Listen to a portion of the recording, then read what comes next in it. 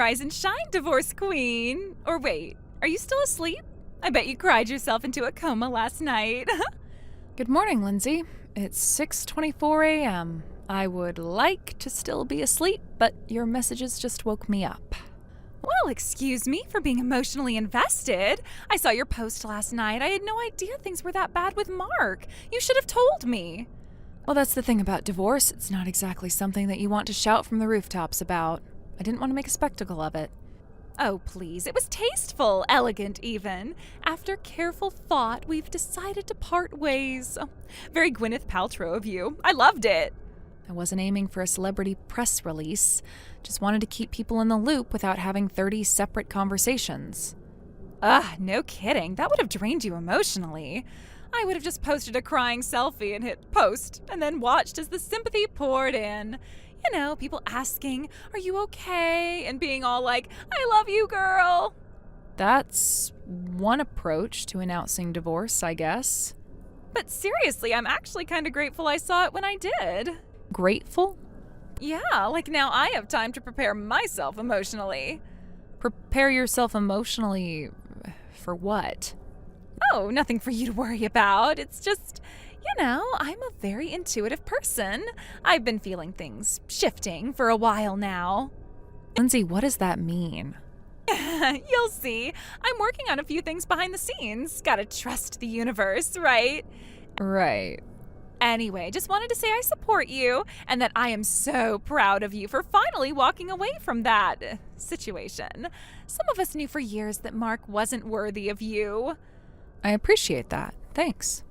Like I always said, he had dead eyes. Didn't I say that? You can't trust a man with dead eyes or men who chew ice. Does he chew ice? I bet he does. Not that I've noticed. See, another red flag. Anyway, I'll message again when the timing's right. Just keep your phone close, okay? Lindsay, is there something you want to tell me? Toodles!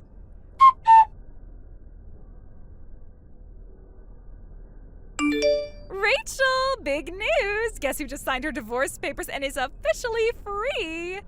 That would be you? Ding, ding, ding! Gold star for the sad single lady. Oh wait, I guess I'm single now too. Not sad though. Congratulations? Don't say it like that, babe. This is a celebration. I am finally unshackled. And I mean really unshackled. I didn't even fight for the custody of our kids. Wait, what? Yeah, I mean, I thought about it for a second, but honestly, I just didn't want to be tied down anymore. Kids are great, love them to pieces, but they kind of kill the vibe, you know?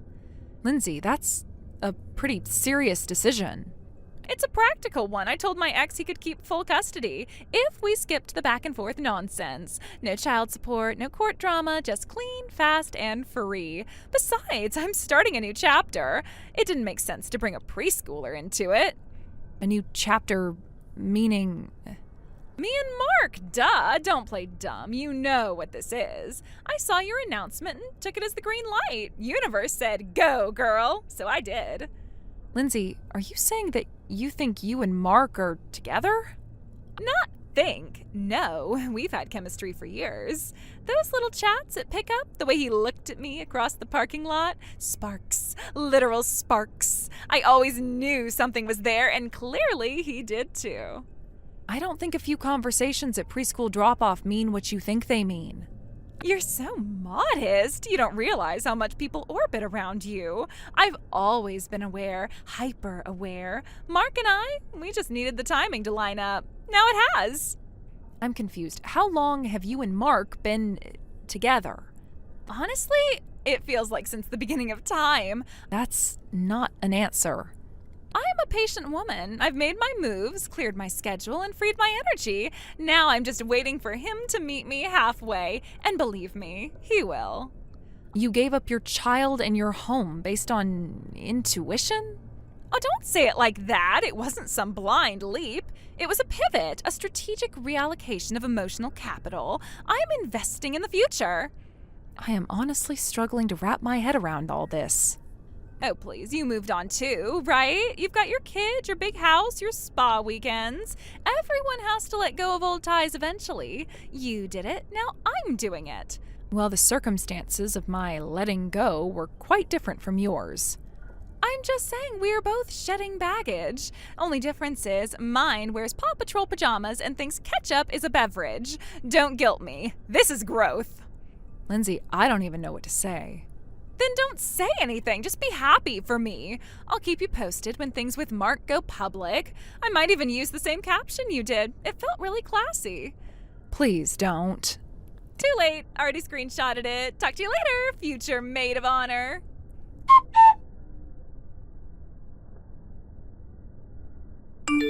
Hey, Rachel. Sorry to message out of the blue. I know we said no more contact unless it's about school stuff, but there's something really, really important that we need to talk about. It better be. Make it quick. My dad called me in a full-blown meltdown a few hours ago. He said some woman showed up at the house this morning and told him she was my fiancée. Like she walked right inside and introduced herself like she was already part of the family. Was her name Lindsay? Yes, blonde woman, way too much perfume, said she knows me deeply. Who is this woman, Rachel? What the hell is going on? That's one of the moms from preschool. Our kids were in the same class last year. Are you serious right now? Yeah, and she's also recently divorced. Very recently, actually. Yesterday. Not only that, she gave up custody of her kid gladly and without a fight. Now the kicker, she told me that she and you were starting a new life together. What? So this is news to you too, then? Rachel, I barely even talked to her.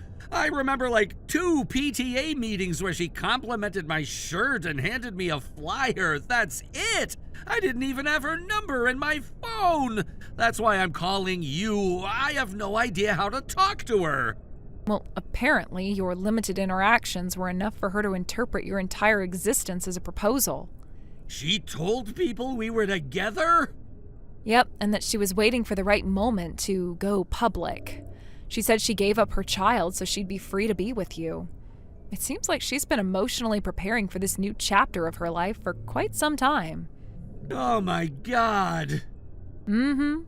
Rachel, please believe me, I did not have any sort of relationship with this Lindsay woman. Emily and I are married. We signed the marriage license last month.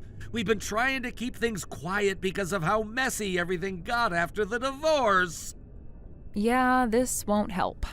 I swear, Rachel, I had no part in this. If I gave her the wrong idea just by existing, I don't know what to say. I'd start with I'm sorry to your dad. I already did. He's threatening to file a restraining order if she comes back. Probably not a bad idea. Just please don't get involved legally. I can't go through another court nightmare. Don't worry, I have no plans to sue anyone for delusions. Thank you. Seriously, I'm just trying to live a quiet life now. You already cleaned out what little savings I had left. Any more than this and I won't be able to pay rent. Are you expecting sympathy from me after you knocked up a college girl and left me for her? No, God, no. I just, I can't really take any more financial damage at this point. Well, as long as I don't find out about any other women you were sleeping with behind my back, you're probably in the clear. Okay, that's reassuring. Thanks for being so understanding, Rachel. I'll leave you to enjoy your evening.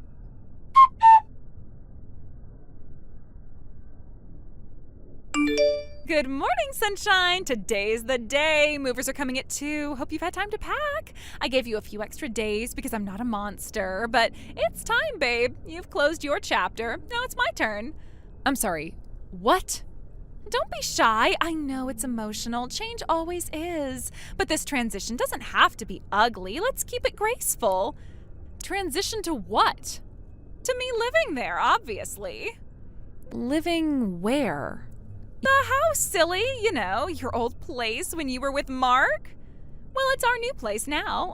Duh. It just makes sense, Rachel. That house was always meant to be shared with love. I'm just picking up where you left off. Yeah, I think there's been a massive misunderstanding. Oh, sweetie, I know this must be hard. You're still holding on emotionally. But let's be honest, once you posted that divorce update, it was basically an open handoff. Open handoff? Like, passing the baton. You've had your time, and don't get me wrong, you did great, but now Mark's with someone who really sees him, and that house deserves to be filled with new memories. Lindsay, you can't be serious. Oh, I'm dead serious. I've already mapped out future placement. I've got Pinterest boards. I picked out a backsplash. I visualized. That's manifestation, Rachel. Maybe try it sometime. So you just decided the house is yours now? I mean, I'm Mark's next partner. Isn't that how these things work? He's out. I'm in. Clean break. No need to make it messy. Lindsay, Mark and I are divorced, but that doesn't mean you get to inherit his past life like it's a gym locker. Oh, come on. Don't be dramatic. It's just a simple shift. An emotional baton pass. Nothing personal. Lindsay, I'm not going anywhere. You need to stop this. Fine. You don't want to move out? Then let's be practical. Just give me the money. What money? The alimony you got from Mark. He had to pay you something, right? Something to the tune of 30 grand. That's like standard, right? Where did you even get that number? I don't know.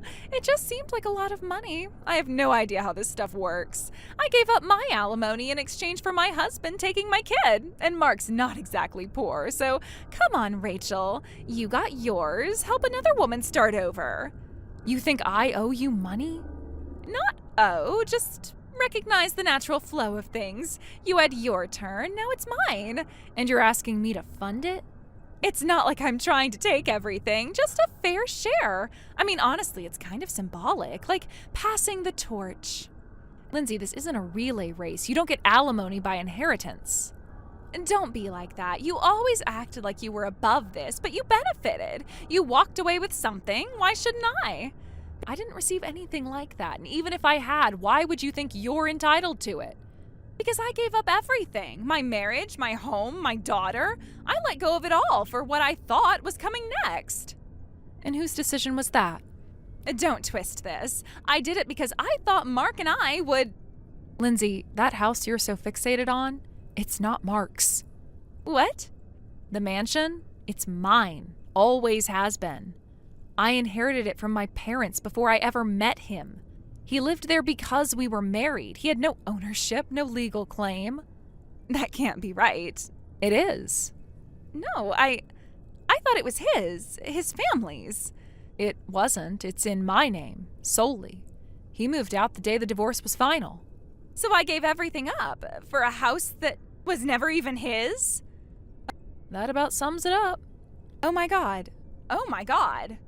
If you're looking for God, try a church. You don't understand. I gave up everything. I thought this was supposed to be my next chapter. Based on what? I left my husband. I gave up custody of my kid. I let him have the condo. I sold all my furniture. I canceled my lease. I packed up my entire life thinking I was moving into that house with Mark. You made all those choices without talking to him once? I knew, Rachel. I could feel it.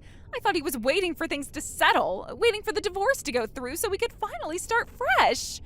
You never even dated. We didn't need to. It was unspoken. The kind of connection that's just understood. Like when he held the door open for me at the preschool pickup. He lingered. He looked back. Because he didn't want to get hit with the door, Lindsay. You weren't there. You didn't see the way he looked at me when I brought that lemon loaf for the teacher potluck. That lemon loaf came from Costco. It's the gesture, Rachel.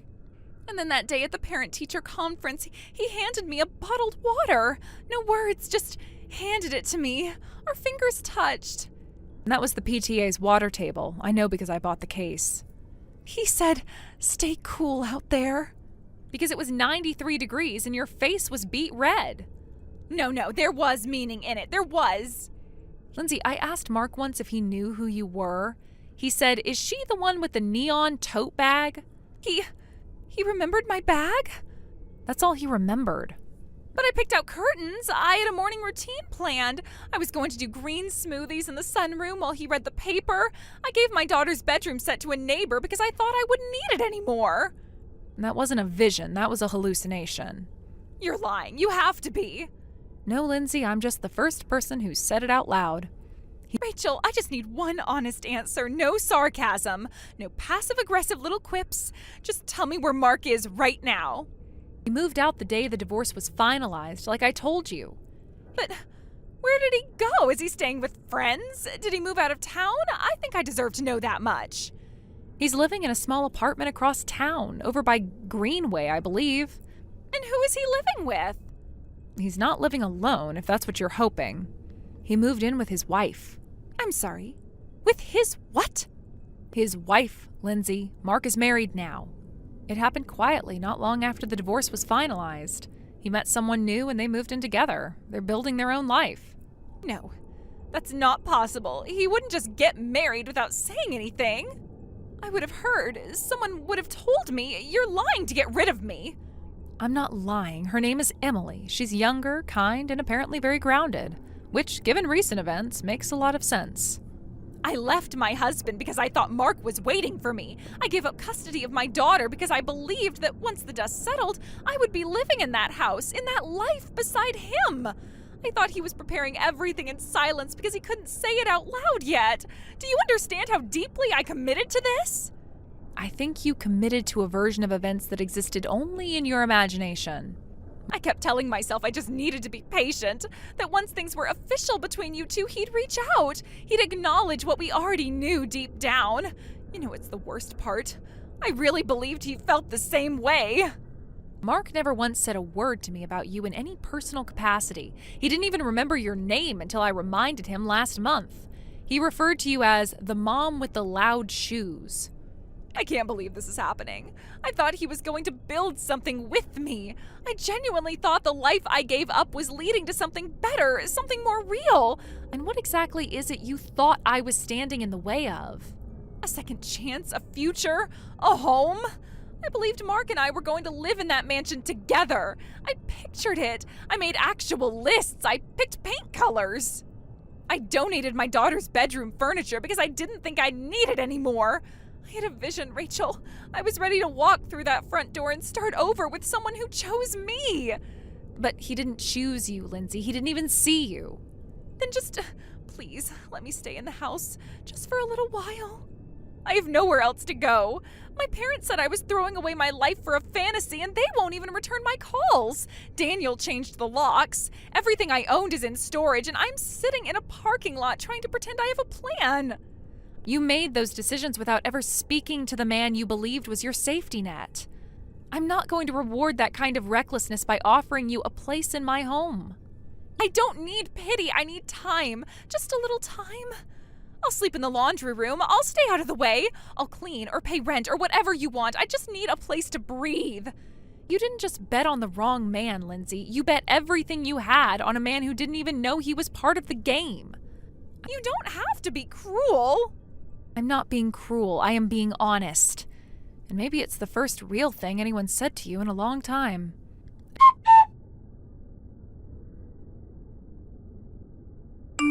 A few days later, Lindsay showed up at the mansion. She must have expected a tearful reunion or some grand redemption arc. Instead, she found empty rooms, locked doors, and not a trace of Mark or me. I heard she tracked down Mark's new apartment somehow. She stormed the entrance while he and his new wife were stepping out with groceries and screamed about betrayal and wedding vows that never existed. The neighbors called the police. She left in a patrol car, still yelling about how this wasn't how it was supposed to end. That night, I got a voicemail. Her voice was trembling. "Please talk to them for me. You're the only one who'll understand." I didn't listen to the rest. I blocked the number and made a note to change mine next week. Some people don't crash quietly. They bring the whole fantasy down with them, and they expect you to catch the debris. Thank you for watching. Please subscribe and hit the like button. See you next time.